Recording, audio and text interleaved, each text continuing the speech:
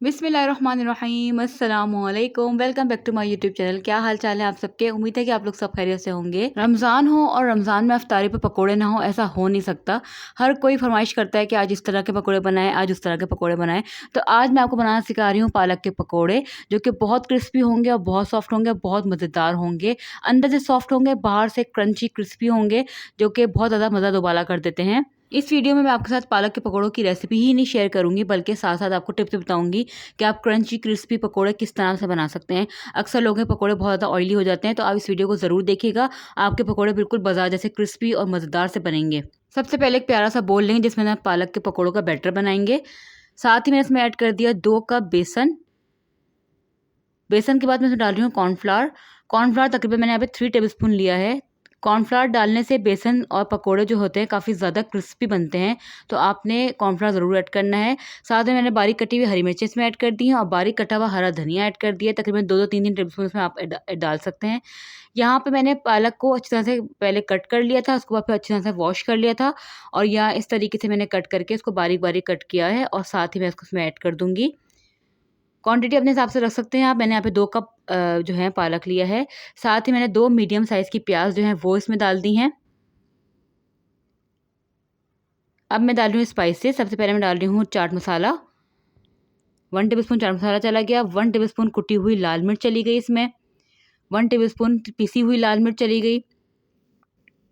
साथ ही मैं डाल रही हूँ 1 टेबलस्पून सॉल्ट। सॉल्ट आपने थोड़ा कम रखना है क्योंकि पालक काफ़ी सॉल्टी होता है, तो पालक के लिहाज से आपने सॉल्ट कम रखना है। साथ ही मैंने यहाँ पे अजवाइन ली है, जिसको मैंने हल्का सा हाथ से मसल लिया था, वो मैं इसमें ऐड कर रही हूँ 1 टीस्पून। 1 टीस्पून इसमें ज़ीरा चला गया। दोनों चीज़ों से काफ़ी अच्छा फ्लेवर आता है पालक के पकौड़ों में या पकौड़ों में। आप जो भी बैटर बनाएं उसमें ज़रूर ऐड करें ज़ीरा और अजवाइन को। यहाँ पे मैं चुटकी भर जो है वो डाल रही हूँ बेकिंग सोडा। बेकिंग पाउडर नहीं, बेकिंग सोडा जाएगा। इससे पकोड़े जो हैं वो काफ़ी सॉफ्ट होंगे और हमारे पकोड़े फूलेंगे, इसीलिए आपने सोडे को थोड़ा कम रखना है। अगर आपने सोडे को ज़्यादा रख लिया तो आपके पकोड़े जो हैं वो काफ़ी ज़्यादा ऑयली हो जाते हैं, इसलिए सोडे को कम रखना चाहिए। सब्ज़ी के पकोड़े बनाएं या कोई भी पकोड़े बनाएं, आपने सोडे को पहले कम रखना है, थोड़ा चेक कर लें, उसके बाद आप इसको सोडे को बढ़ा सकते हैं। अब आप देख रहे होंगे कि मैंने इसको हल्के-हल्के खुश्क उसमें ड्राई इंग्रीडिएंट्स को मिक्स कर रही हूँ। अब मैं इसको मिक्स करने के बाद इसको पानी डालूँगी। इससे होगा ये कि जितना भी पहले मॉइस्चर था हमारे वेजिटेबल्स का, वो सब पहले बेसन में आ जाएगा। उसके बाद हम पानी डालेंगे ताकि पता चल जाएगा कि पानी हमें और कितना ऐड करना है। पानी आप सा इकट्ठा मत डालिएगा वरना पतला बैटर बन जाएगा। थोड़ा-थोड़ा मिक्स करें फिर उसके बाद पानी ऐड करते जाएँ। मैंने भी पानी पहले चेक करके डाला था, जब जहाँ मुझे ज़रूरत फ़ील हुई मैंने पानी थोड़ा-सा और ऐड कर दिया और मिक्सचर हमारा रेडी हो चुका है। इस तरीके का मिक्सचर होगा। कंसिस्टेंसी आप इसकी चेक कर सकते हैं, काफ़ी गाढ़ी कंसिस्टेंसी रखी क्योंकि मैं सोडा का इस्तेमाल किया है, तो थोड़े से सॉफ्टनेस आ जाएगी और कंसिस्टेंसी इसलिए गाढ़ी रखी है ताकि क्रिस्पी पकोड़े बने हमारे।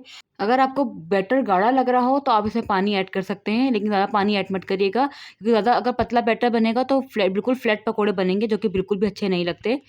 यहाँ मैंने ऑयल को गरम कर लिया था। अब मैं आप एक-एक करके पकोड़े डालती जाऊँगी। देखिए बैटर अब इस तरीके से इतना हमारा बैटर होना चाहिए। कंसिस्टेंसी इसकी आप इसकी यहाँ पे चेक कर सकते हैं।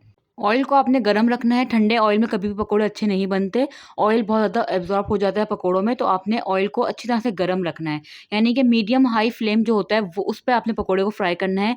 यहाँ पे मैं हाथ की मदद से पकोड़े ऐड कर रही हूँ, उसमें ऑयल में डाल रही हूँ, यानी कि फ्राई कर रही हूँ ऑयल में। अगर आपको मसला होता है हाथ से डालने में तो आप यहाँ पे स्पून का इस्तेमाल भी कर सकते हैं। मुझे आदत है और पकोड़े इस तरीके से हाथ से बनाने में ज़्यादा मज़ा आता है, तो इस तरीके से मैं हाथ से बना रही हूँ और पकोड़े जैसे-जैसे फ्राई होते जाएँगे मैं उसको निकालती जाऊँगी। अच्छा सा कलर लाके आपने इसको फ्राई करके इसको आपने निकाल लेना है और आप देख सकते हैं पकोड़े कितने अच्छे लग रहे हैं, बहुत मज़े के बनते हैं। ज़रूर ट्राई करिएगा आप इस रेसिपी से। इसी रेसिपी से आप डिफरेंट वैरायटी के पकोड़े बना सकते हैं, यानी कि आप प्याज के पकोड़े बना सकते हैं। इसी रेसिपी से आप कैबेज पकोड़ा बना सकते हैं, यानी कि गोभी का पकोड़ा बना सकते हैं। साथ ही इसमें इसी रेसिपी से आप आलू के पकोड़े बना सकते हैं। सेम यही रेसिपी आप ट्राई करें और डिफरेंट डिफरेंट वेजिटेबल्स ऐड करके आप रमज़ान में पकोड़े एंजॉय कर सकते हैं। बहुत मज़े के पकोड़े बनते हैं और ये बिल्कुल परफेक्ट रेसिपी है जो कि आपको बहुत अच्छी लगी होगी। अगर वीडियो अच्छी लगी या रेसिपी अच्छी लगी तो आप वीडियो को ज़रूर लाइक करके जाइएगा।